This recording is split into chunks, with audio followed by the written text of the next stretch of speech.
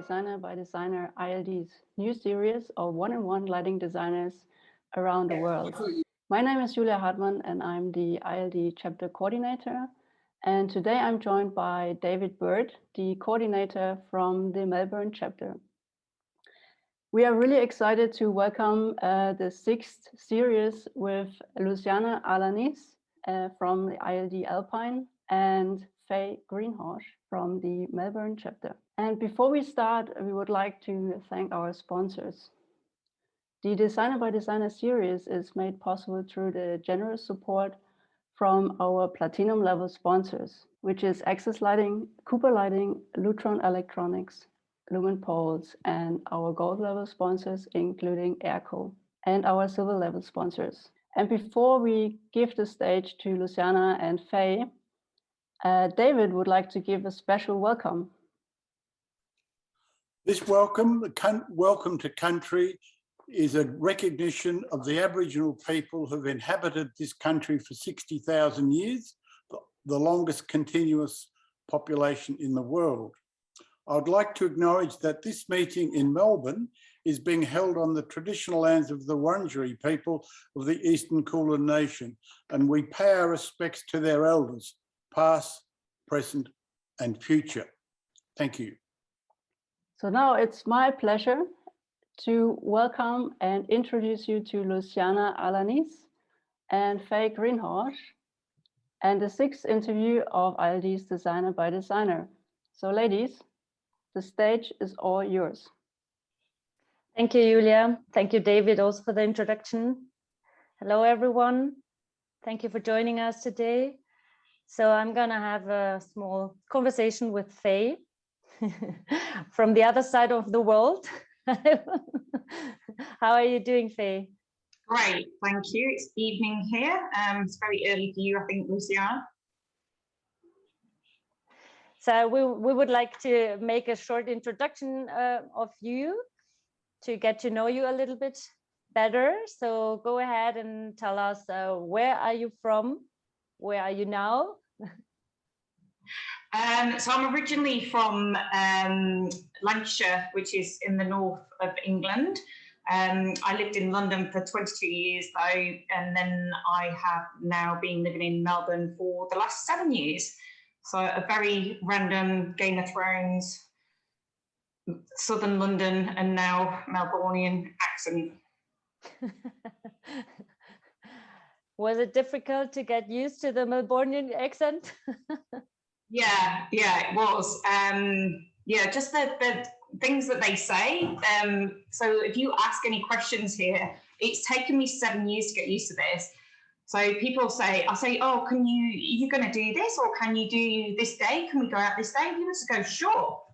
And I think they're just going, oh, I don't really want to. But actually they mean yes. So I walk away saying, oh, are we doing it? Or are we not doing it? It's just sure. But sure apparently means yes. So yeah, there's definitely some language barriers. So do people still recognize you as a foreigner there in your country? Definitely. Yeah,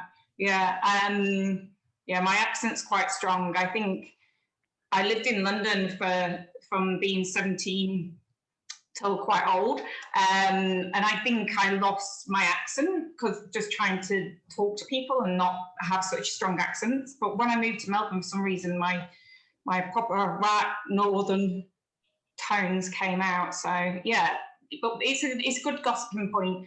We have a great team in the office and they're from all over the world. We have Italians, Maltese, Arabs, but everybody struggles with my accent over any other accent. We've got French, Italian. Yeah, it's actually quite funny. We have to translate what I'm saying quite often. I can imagine. Okay. So tell us, who inspires you? So that bigging up certain people, I work with some amazing people, the team here in Melbourne, and even the rest of the team with David. I think we discussed this previously. You know, we have such a small knit community in Melbourne of lighting designers. So day to day, I've got to say, it is generally everyone. I'm lucky to work with some amazing people. But I've also been absolutely so lucky. So all my directors, the bosses of the 3 main companies I've ever worked for, have just been obsessed, is the only word, obsessed with lighting. And, you know, they're my main inspiration. So it'd be Nick Walker, who runs a small engineering firm in London, which is where I started off in the engineering department. And then Sally Story, who runs Lighting Design International, and John Cullen Lighting, who I had the pleasure of working with for 5-6 years. Just never tires, never tires. She would work 48 hours in a day. She's an amazing person. And then I'm lucky enough now to work with Adam DeGuara. Not just saying this because my review's coming up, but you know, he's just I'm still learning every day. And then David, you know, you meet David, honestly, could show you a thing or two. It's just, I think there's not one person, there's a lot of people that inspire me day to day. That's nice if you have a lot of people to grab from motivation Definitely. and inspiration for yourself. And what did you want to be when growing up? You know, these are the questions that we ask everyone, so that's yeah. Do you know what? I saw The Sound of Music when I was very young, and I was very into singing, and I honestly wanted to be a nun for years because I thought I'd just run around a beautiful country hillside and sing all day. So if I'm being truthful, until I grew up, I actually wanted to be a singing nun. Okay, see you next life. Definitely. So what is your actual background? Did you study lighting design? How did you get into the profession? So I came into lighting a very different way from everybody else. So I actually was looking at doing an interior architecture course in New Zealand that had part of the course was lighting. And this was when I was in my late 20s. I had a few little building small businesses that I ran myself, doing up properties, and I'd done interior design, and you know, it just wasn't sparking me. And when I just saw this lighting module, something just went off in me, and then things started happening. People started telling me about lighting designers, and it was honestly something I'd never heard of. This was nearly 20 years ago, and I'd never heard of it. And I was lucky enough to meet who I just mentioned before, Nick Walker in the UK, who is an electrical engineer by trade. But every single job he puts in a handmade fitting, he's obsessed with lighting, and he will always do the specialist lighting within any project. And I was lucky enough to go and work for him. Believe me, it was hard. I walked in an engineer's studio with absolutely no background, nothing. I learned CAD from people yelling at me. I learned emergency lighting. I hand built numerous fittings. I did it the hard way, but I absolutely loved every single minute of it. So is there any specific part of the design process that you really would say this is like your strongest or your favorite part? Or for you the most important, maybe? Maybe the concept. So actually, you know, getting the client on board and making sure that they're comfortable. So I often think we can come up with an amazing design and we all say it's amazing, but is it what the client wants? And is it, you know, so actually ensuring what we're giving the client is exactly what we want. We can all stand there and say it looks amazing, but is it working for them? And is it, you know, going to be groundbreaking? You know, clients can get really involved and quite emotional, especially on residential projects, as I'm sure you know, and just making sure that we're, you know, taking it to that other level. Lighting's so emotive, and it's so important to make sure that what we're doing is aligned with their thoughts and their ideas. So yeah, concepts. And then on the flip side of that, I love the problem solving. You know what it's like when you detail something that it just isn't built on site, even though you've talked about it for the last 2 years, and then working out how we can still do that without having to rip the ceiling out. I love both sides, the beginning and the problem solving at the end. Mm-hmm. So is the process of getting the client very involved, is it difficult or is it very easy to, you know, because normally they don't understand very much, so you have to teach them first? Yes. And then, yeah. and then once they enter your design process, maybe how easy is it to work with them? Or how difficult is it? Yeah, I think usually I've been really lucky. I've had some amazing clients. You know, some of them just want to know about the money. You know, that's all they're concerned about. But usually, you know, I've been in this game long enough to show them that you can get this down like $10, or you can pay for this one, which is $150. But look at the difference and the install rates, because you have less. You know, I feel like I've learned all those tricks to get them on board. I think when people start talking about budget, and I'm trying to explain to them that they're, you know, $5,000 wall that we're trying to light. If you light that wrong, you might as well just bought a $50 piece of wallpaper that looks like marble instead of your beautiful Carrara marble wall. You know, so I like that process and getting them on board with the idea that yes, your wall will look amazing, but what happens at night when it's not illuminated? And, you know, and then people think because we're lighting designers, we're just going to put lights in for no reason and just have all crazy things going on. And explaining to people how you can't light air. So, you know, we don't need downlights every meter because it's just not going to do anything apart from light the top of your head when you go past. I like explaining all that sorts of things and getting, like you say, getting people on board. It's really exciting when people are maybe at the beginning of the process a little bit hesitant, and then I love that when they do get excited with you and come on board. Yeah. Okay. So do you have a very random or open wide clients, I would say, from different sectors? Do you work a lot with interior and exterior and different kind of projects, or do you focus on something specifically? No, everything, absolutely everything: retail, hospitality, residential. Traditionally in London, I did residential. Since being in Melbourne, I've done a theatre. Heritage buildings is a real passion of mine. I absolutely love heritage. I loved heritage buildings before I got involved with lighting. I was lucky enough to do a room in Westminster Abbey right at the beginning of my career. So I think that's, you know, not many people. I've been very, very lucky, and I've done 2 amazing buildings here in Melbourne as well. Yeah, there's nothing I don't like doing, really. I think I prefer to do,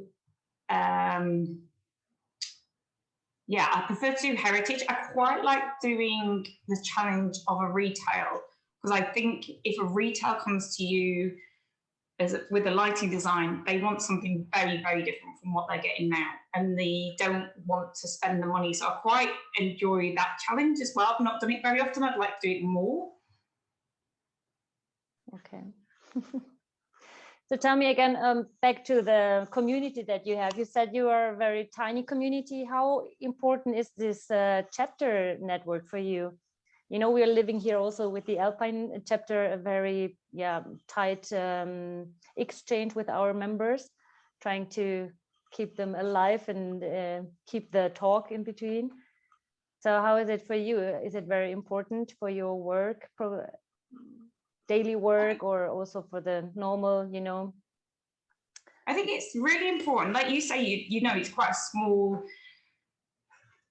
localized area that you're in, and just it's not even sometimes, you know, talking necessarily about a design or work, or I feel like I could pick the phone up to David or Jackson or, you know, competition, because if, you know, so I could call Arab, who's a global, you know, the guys there, if I wanted to ask them a question on something that I know they have way more knowledge than I do, and they will answer the phone, and vice versa. You know, it's really helpful. But there's also that out of work thing where you can just go and blow off steam, and, you know, people just know what it's like about the, you know, the crazy ups and downs that come with the lighting design world. You know, you do all this amazing stuff, and then you just have a week of just headaches, and then you have an amazing 2 weeks again. And I think it's, you know, we do catch up. David and Jackson do catch ups, and we do some crazy things in there. They've got an amazing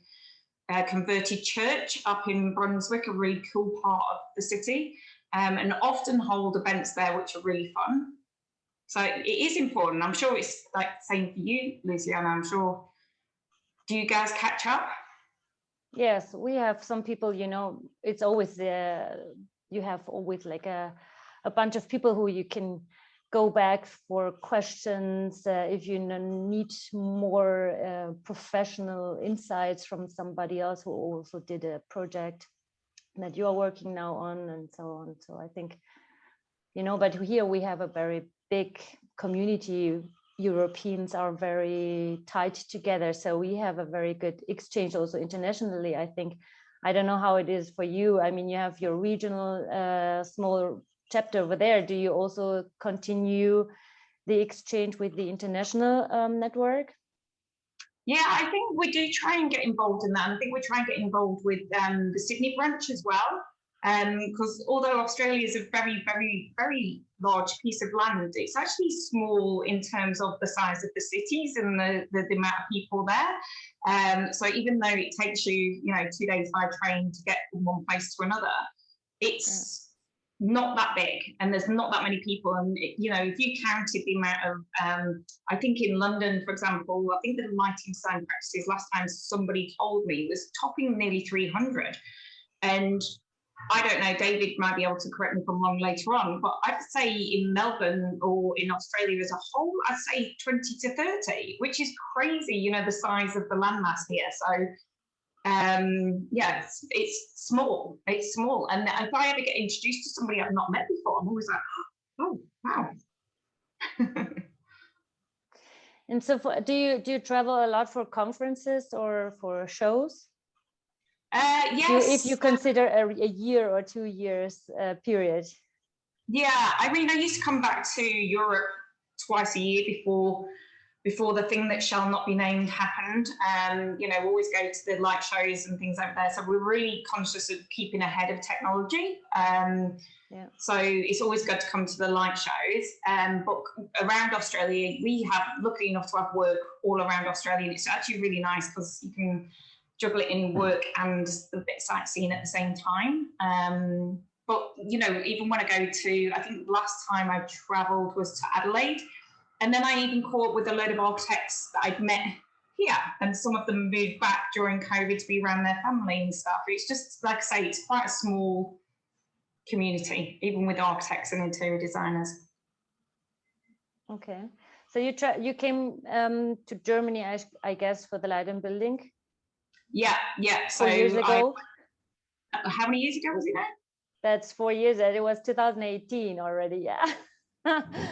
We are all starving, we wait for the new show to come. Yeah, I was supposed to travel over to the one, not last year, the year before. Yeah. Obviously, that didn't happen. Yeah. So hopefully let's hope it will. I think towards the end of this year. Yes, yeah. What about you? So we should catch up over there then. Yes. Anyway, we should have a chapter, IALD chapter meeting for the whole global community. I think that's a nice thing if we can do this. Yeah. And do you travel also to other conferences? Like, what is the situation in Australia? Do you have a lot of possibilities also to gain, you know, professional development, to update yourself, to get to know new tools, or I don't know how the world over there is. There was one actually just before COVID hit. There was, sorry, I can't remember the name of it. There was here in Melbourne at the Exhibition Centre. It was actually really, really good. A lot of amazing talks actually, and a lot of the talks were by local designers. And it was really interesting to hear people's thoughts on it. And then it was a bit of a shame there was another sort of designer type one recently, and you could just see that, you know, the bigger names have maybe pulled out. What was there was amazing, but for the size of the space, you know, things weren't there. In terms of CPDs and stuff, I often go to, there's a great organisation in here called the Australian Institute of Architects, and they have some great CPDs and online learning, and we're actually looking at running some ourselves at the minute, which would be amazing, because I used to run CPDs in the UK, and if you can't tell, I do like talking about lighting. So it'd be nice to be able to start those up again. Do you also lecture? Yes. Lighting? So, Tell us a little bit about that. I used to run CPDs at John Cullen or just talk in the CPDs. Absolutely loved it, and just people afterwards just wanting to ask you, you know, 2 hours later, people are still coming up to you asking questions. And I think that just goes back to what you were saying before, Luciana, and I think you and everybody else would know this, getting those people just inspired, and just, you know, they might just come because they've got a little kitchen reno, and the next minute they just want to know everything there is to know about lighting. You know, you've just talked about a little bit about colour temperature between 27 and 3, and, you know, everybody's just so fired up. It's just a great thing to do. I also lectured at, I think it's KLC, it's an interior design school in London. Written a few articles for House and Garden, House Beautiful, and it was terrible. I got on TV once for this American show, and the lady was asking me how the shelves were fixed, but it was funny because I had to answer how the shelves were actually fixed to the wall, which I didn't know, but I rolled with it. So there was on TV? Yeah. So you're already a social person. Social public. You're used to this. Give us an I don't know if you know, maybe, but did you find any lighting initiatives from the last few years very interesting, something that you can share with us and enlighten us? Maybe something that we don't know yet? Did you know, or do you know about the Wheel initiative? Which, sorry? The Women in Lighting initiative? Yes, I did a thing on women in lighting last year, a talk like this, but it was just me, and I had to talk to myself and present my ideas. So it wasn't as interesting, Luciana. I was just talking to the screen with a glass of wine. So yes, I have been involved in Women in Lighting. Are you involved in that? Yeah, I mean, I'm just a part of the network. There was not so many possibilities to engage myself yet. But yeah, Julia was there as well. So yeah, I don't know how Sharon has the time to do all these things. She should be an inspiration person, actually. How Sharon stammers, finds time to work and run all these amazing things she does is just outstanding. Yeah, I think Sharon and Martin are just inspiring the whole community, the whole lighting community worldwide, and I think it's very nice. Amazing. Yeah. And also all the chapter ambassadors that we have now a new one. It was first in Switzerland, it was Julia. Now she handed over to Francesca. So yeah, we're starting the community here as well. Oh, that's good. That's really good. Do you have a community in Australia, or do you have an ambassador over there? Yes, we have. Yeah, we do. We have an amazing girl called Ilse who works for Arup. Who's very knowledgeable, and we had great fun. Just obviously we were in lockdown for, when I mean lockdown, not leaving our house for 2 years, so we yet to catch back up. But we had some really great. I think everybody, you know, we had a couple of catch-ups and a full inclusive night for everybody in the community before lockdown. We've got everybody doing little tasks and, you know, having a bit of fun. Yeah, it's definitely something I'd like to push doing a bit more in the future. Okay. Have you ever been to a light festival? They have, yes. I'm like, oh, what is this thing? It sounds amazing. They have something called Vivid here in Sydney, which is people put lit installations around a park, and you can walk. It's quite a big thing actually in Sydney once a year. We'll be going this year. I think it's in September. In the next couple of months, we go as an office. We all go, which is quite fun. And it takes place how long? I think it's on for about a week. So Melbourne used to do one called White Night, which has now been replaced, and it was on for one night.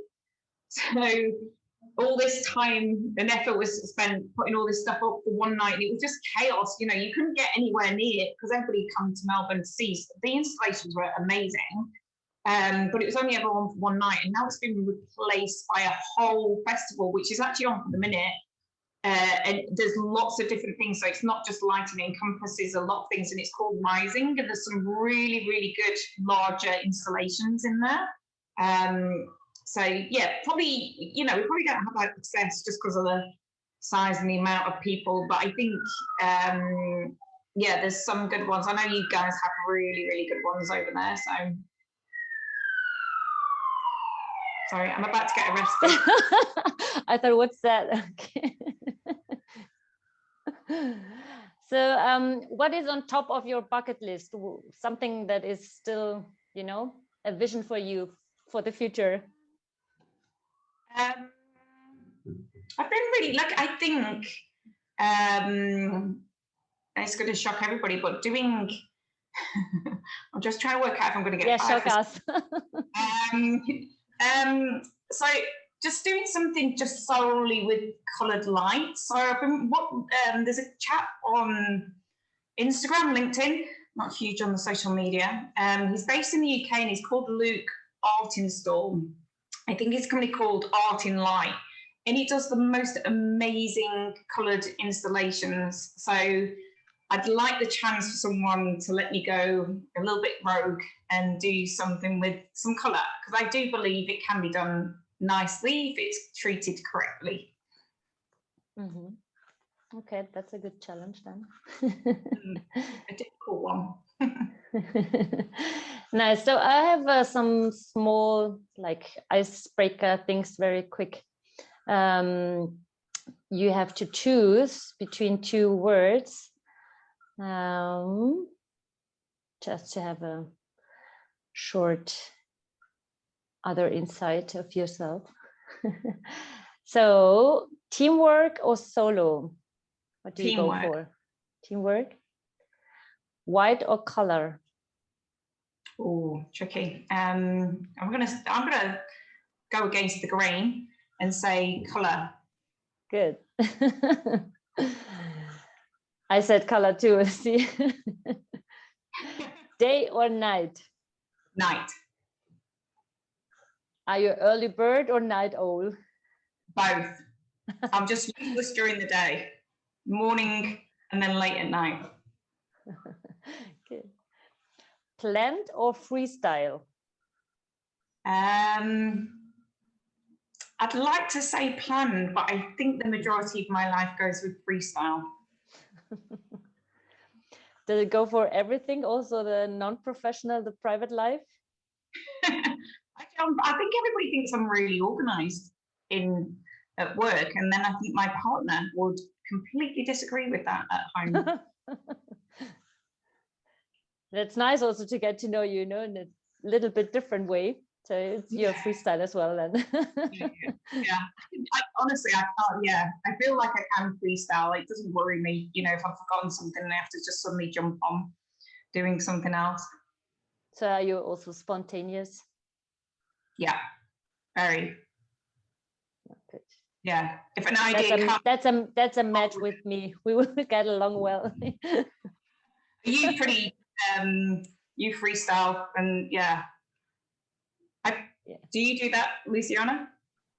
Yes, I think I'm also pretty organized, my work and everything. I go very good in structure and everything. Kind of also my life is, of course, I'm planning a lot, but in between I am very much freestyle and spontaneous. Very hearing also always my belly, what's telling me. So intuition is, I think, the most important nerve that I feel. I agree. Yeah, I have a saying here, and one of the girls here laughs at me all the time because we'll be talking about a project, but I'm like, I feel it. I feel this is right, or I feel that this is going to be a problem. And honestly, if I think that something I'm thinking of is going to be a problem, it always becomes a problem. I go, you're right, you just go with your gut. I try and plan as much as possible, but ultimately life doesn't work to your scheduled diary. So I think having that backup allows you to be a little bit more spontaneous. Yes, and I think having a, the backup plan, the structure is always giving you a little bit of security. So whatever comes, you are prepared at least. And yeah, if you are flexible and open also to get spontaneous things showing up, then it's also very important, I think, for life. Yeah, exactly. Not only for the profession and our working life.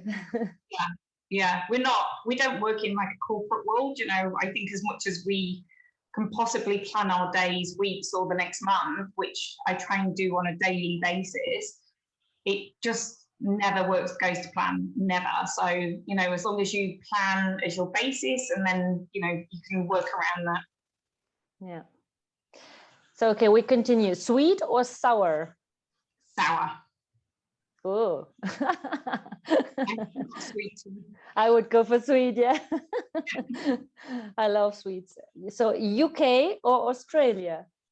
Oh, now this is a hard one. This is a hard one, yeah. I'm going to say UK because I know they're coming into summer and it will be beautiful and green, and we're going into winter. So I'm going to say UK right now. Okay. Quiet or loud? I like my space to be quiet, but I am the loudest person I know. So.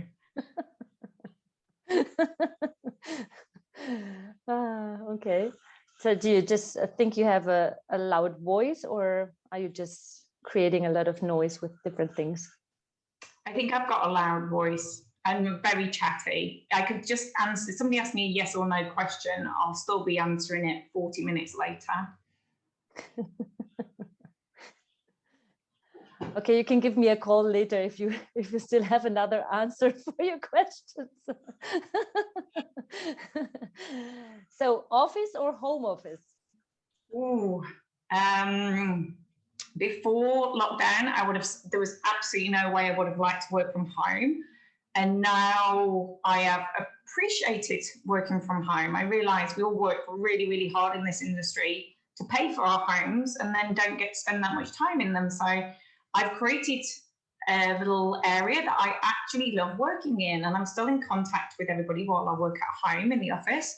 So majority of the time I do like being in the office. We have a really fun team here, so it is quite fun. We're always yelling at each other across the office. And I don't get that when I'm at home, but I do appreciate now working from home one day a week. So I'm going to say both, actually. I can see the merit in both. Do we have to choose one? No, it's just, that's just to get to know you a little bit more. Okay. So I think we can start and check if we have any questions from the audience, which as far as I can see, we don't have. So is there anything specific that you want to share with the community out there hearing your interview? I'd just like to thank you and Julia and everybody over there for organising this. I know it comes with a bit of hard work, and then the team here, Jackson and David, and I think there was somebody else, as well, who organised it. I know there's a lot of work goes into it, so thank you. Yeah, thank you for joining as well and for answering all the questions. And I would say we have some time left, so we can add Julia and David to the conversation if they want to. I don't know if Jackson is also up for a chat. If you are so, Jackson, you can also join in, of course. It's just nice to have a small, ending with everyone on board, so that also the community can see who are the chapter coordinators, who is the person that we can get in touch with if we are interested, and where is everyone? So Julia and David, do you have any specific questions maybe for Fay? Well, I have a comment Yes. about where IALD in Australia fits with the rest of the world. We have, I think, about 65 members, and per head of population, there are more IALD members here than in any other area. Wow. Wow. That's a good comparison then. Yeah. Good statistic to know. Hmm. I live statistics. Yeah, that's, I know. We can start something like this. You're the master of No, statistics. never. I have a question for you, Fay. Is there any, let's say, if you could choose, like, what kind of project you would love to be involved as part of your color installation experience? Is there anything specific that you would love to be involved for a project to do lighting on? Probably a permanent art installation, an exterior urban installation, which I'm actually working on at the minute, but I don't think it's going to be coloured. So maybe another one that I have the chance to create a space in an area that's not yet a space, you know, so somewhere that brings people together that's not a social space at the minute. I just love that idea of creating. I think there was something on the Dark Awards recently where there was just this huge circle and it had projected words and music and lights, and it just made people gather in that spot. And I just love that idea of something. I'm saying it's simple. The people that made it, I don't think it was simple, but it's just, you know, the design was quite simplistic and it can be moved from place to place. I think that'd be my ultimate goal, is to create something that is not there now and is not reliant on anything that's there now, yet brings people to the space when it is there. I think that's always the best, when the design or the whole concept doesn't look very complicated, but maybe it was always a lot of work. But it's just easy to grab also the idea so that the public can really get in touch with it. And yeah, gathering people is always very nice. Okay, we are looking forward to your installation then, or to your project. Let us know if it happens then.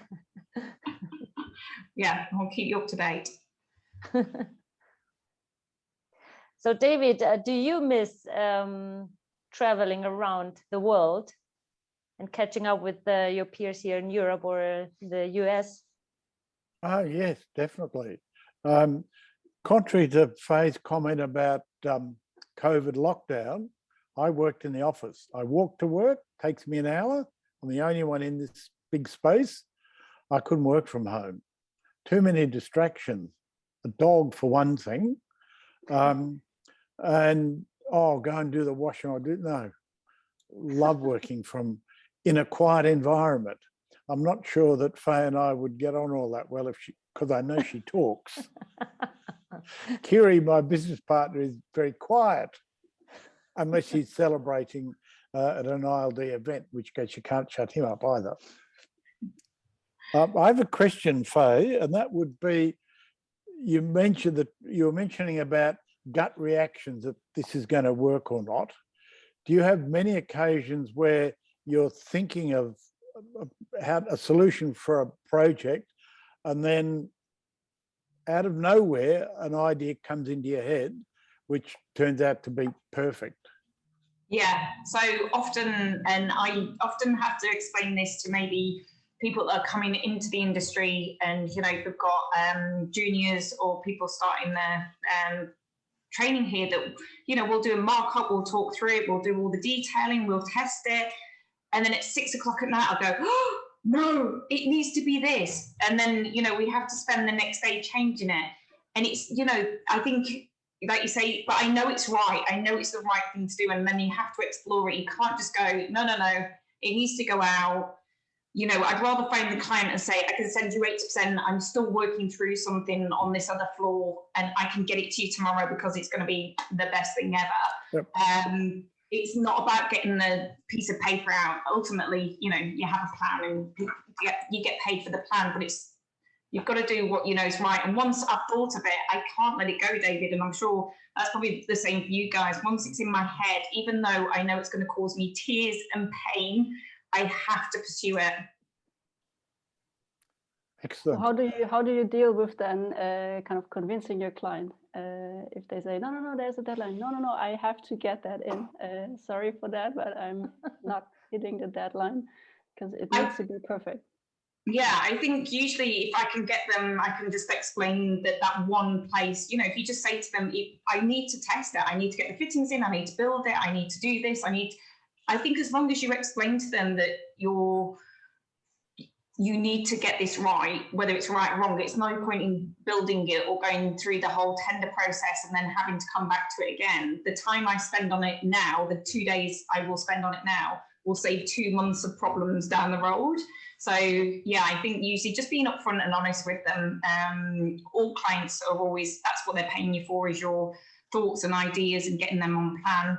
And I think ultimately, as long as they know it's the right thing and it's not going to cause any problems down the end, they're usually all the time actually 100% okay with it. You have many occasions where it's what I would call design by accident.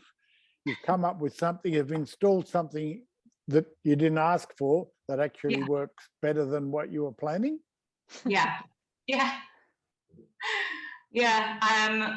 So I've always loved playing with colour temperature. And I think this whole idea of light in one space solely in 2700 all the way through is just not necessarily correct for all the spaces. And I accidentally lit a bar somewhere with different colour temperatures and it worked out great. And I managed to convince everybody, and they were like, that's an amazing idea. But yeah, I walked in, I was like, oh, is that supposed to be that colour temperature? And it actually changed colour with the materials and stuff it was working on. But ever since then, I've actually had more confidence to go a little bit further with changing colour temperatures within the same space. So yeah, happy accidents happen. That's true. I can tell the same. It happens, which is nice, actually. This is why we are also designers, so we can be creative and flexible in our mind. That's when we need our spontaneous intuition in the belly. Yeah, the feeling. Yeah. Yes. And Fay, one more question: is there, or do you see, like, with your UK background, like in terms of geography, or let's say overall background, like different countries, do you feel that this has an impact on kind of your approach on design compared to your peers in Australia? Yeah, definitely. I think I probably do a lot more project managing here than I would probably in the UK, and I have noticed people that have come here, so we've got people from Europe that work here, have noticed that as well. And it was a difficult thing to take on board when I first moved here, but actually now I'm quite proud of it, because now I've had to work through that, and I feel like if I had to have moved back to Europe, I have all these skills at project managing, as in terms of doing things that maybe doesn't come under the lighting designer term, as in actually making sure the fittings get to site or somebody's even ordered them, like, everything, and making sure even sometimes that the details are getting captured in the architecture, chasing a lot of things up. So it's only become a positive thing, but there's also very different design. I mean, David, you could probably agree or disagree with this, but even there's different colours here. The light's very, very different, I feel, than in Europe, and I feel that the warm light in suits Europe a little bit more, just the colour temperatures in a residential. And here, even though I spent, I trained in doing high-end residential in London, and I would never have used cool down lights, whereas here, and especially in Sydney, the light there is very bright, very crisp. And if you put 2700 in a restaurant in Sydney, it would probably really contradict against the daylight. It's probably a little bit too warm, obviously depending on the interiors and things. But often I light residentials here with 3000 or even a little bit cooler for the general downlights, and then I do the joinery and the lamps as an evening thing. It just, yeah, I would never have done that in the UK. I would never have done cool downlights, unless I did have a client that wanted 4,000 to 5,000 K in the UK, and that's what they wanted. So it would work here. I feel like you'd walk in and you wouldn't really feel that it was any different, whereas I used to stand at the train station every night and I could see that lady's flat, and I could see it stuck out like a sore thumb from the 2,700 apartments around it. There's always somebody breaking the rule. Yeah, I was like, you go for it. She didn't like moonlight. She didn't want to be around it. So, yeah. Do you feel that, David, that the light's a little bit cooler here? You can get away with cooler. Well, I'm old, and Kiri keeps telling me the older you get, the warmer you like it.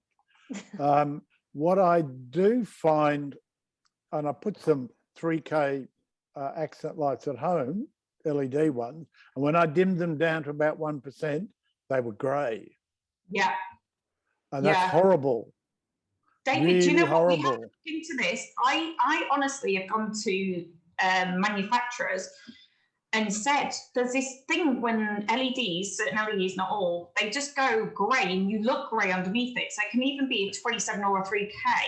And it just gets to the point and the colour shifts. I don't know if you guys have seen this. And I keep asking people and saying there must be something, it must be a word. If anybody's watching this and there is a thing and it's got a name, please let me know. But I've seen this, David, in some high-end LEDs. It just goes grey. I did some measurements on the ones at home, and I measured the colour profile, and when they were dimmed, they just appeared to be less red. Not a lot, but as you dim down, the blue end stayed brighter than the red end of the spectrum. And I went and put colour filters in them because I have the lights fairly dim.